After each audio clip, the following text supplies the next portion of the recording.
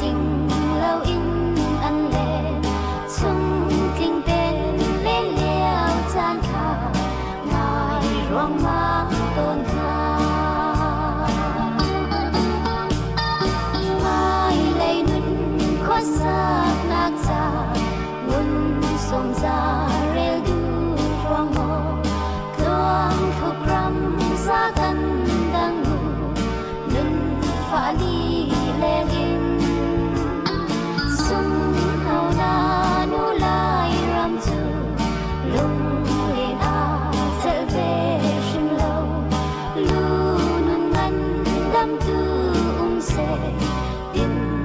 xa dăm thô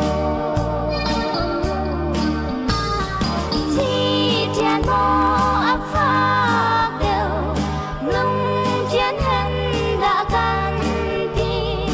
rồi khai in gian can rê lại mi nun ngay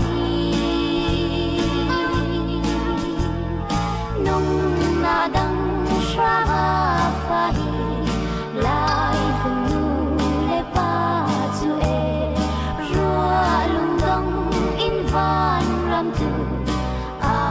tuần dài về tha lòng lâu để đi phò hình ngày đặc địa dài rê đi chu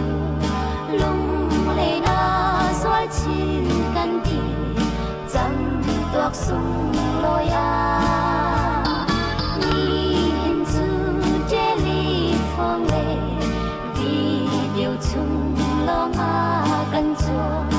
dây tích mô ra y chan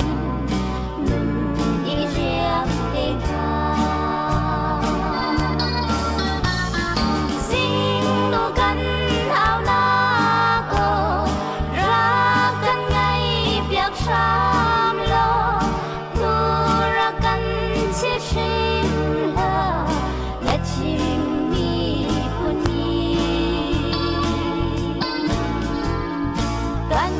và vây nam hun gieo in ra gần kia vì than ram lo